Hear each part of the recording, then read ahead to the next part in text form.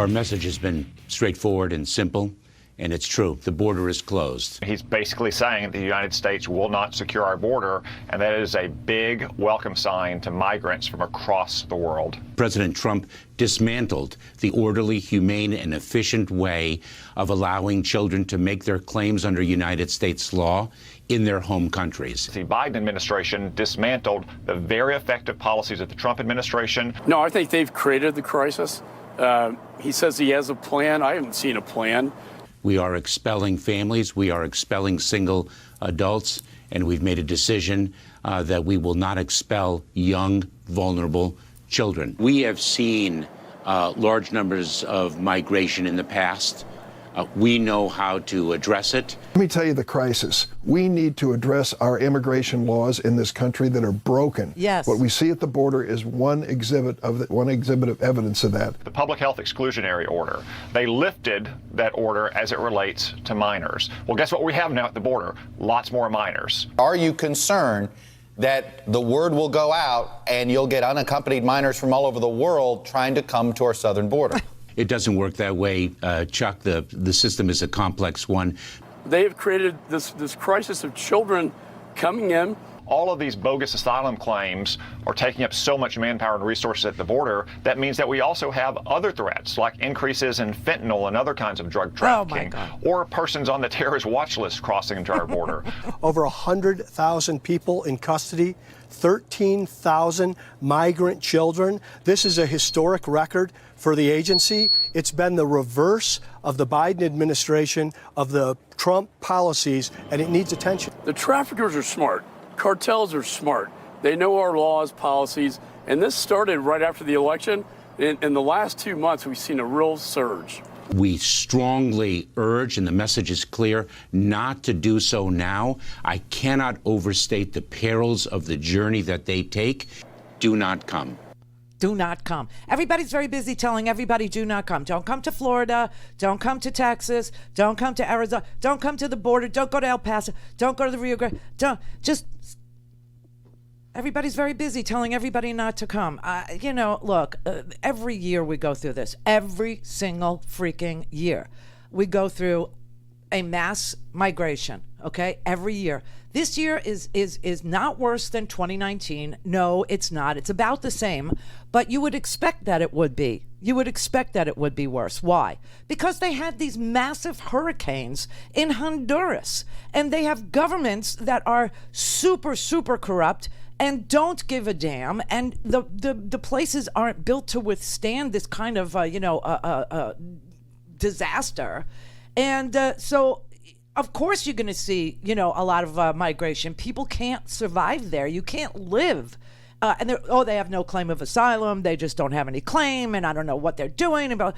Oh, come on, you had the same exact situation with Donald Trump, but with Donald Trump, his immigration policy it was cruelty was the point of his immigration policy. He thought that if he was just just cruel and would separate women and children and put the kids in, jail and the mothers would be deported and the kids wouldn't know where their parents, that the cruelty would be a dissuading thing, And let me tell you something. Nobody would put themselves through a trip like this. Nobody would, walk and ride the top of a train and go hungry and walk through a desert. I mean, you think about why somebody would do that.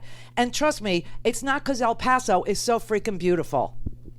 No offense, El Paso. I lived out there.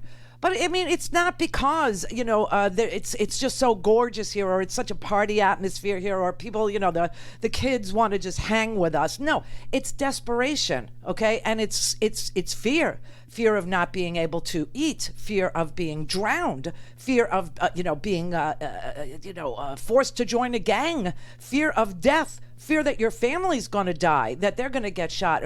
And it's because of the imperialistic American policy towards Central America. We did this, and now we have to fix it. And it's never going to stop. Every spring and summer, you're going to have the same damn thing. Spring is a little less risky than summer. Summer, you die in the desert, okay? That we know.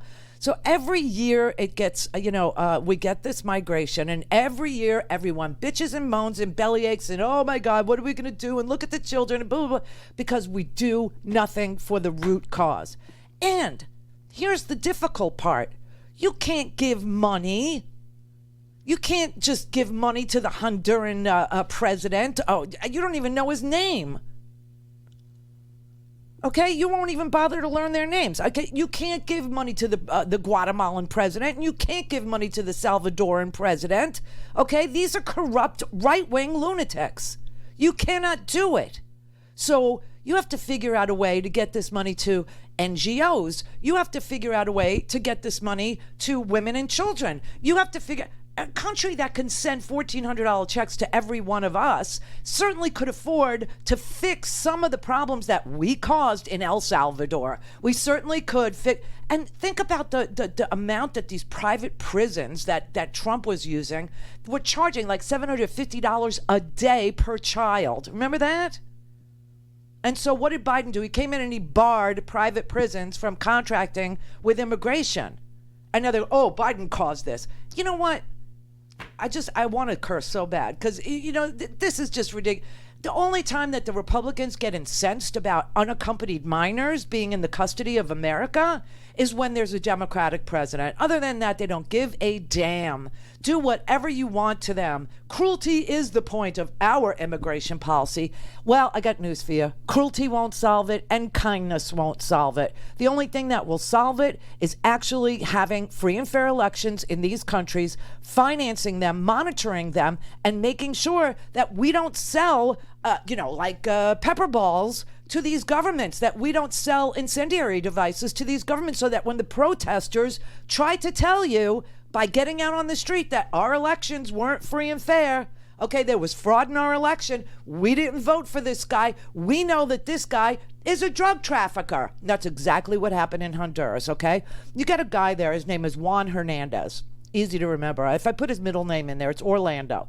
Then you'll get I can't remember his whole name. It's Juan Hernandez. That's an easy name to remember. He is literally, the SDNY, Southern District of New York, literally has a case on him for being a cocaine trafficker. That's the president of Honduras. That's the president. And he was invited to the White House by Donald Trump.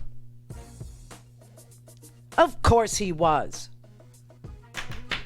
Give me a freaking break here with this coddling of dictators in Central America. It's just the sickest, saddest thing I've ever seen in my life. Guatemala, they got a guy in there that's, he's a problem too. And then they got this young guy in Salvador, Nayib Bukele. I mean, none of these elections were above board. And the people try and tell you this, and then when they go out in the street, gas them. Just like Trump did to our peaceful protesters. Yet when his protesters went to Capitol Hill, now they're looking at sedition charges against these protesters that went to Capitol Hill on January 6th. Now they're looking at sedition. It's about freaking time, because those charges are the only thing that are separating Donald Trump's administration from Honduras and Guatemala and El Salvador. Don't have time to listen to the live show? Want to hear more on your schedule? Go to randyrhodes.com and buy a stinking podcast.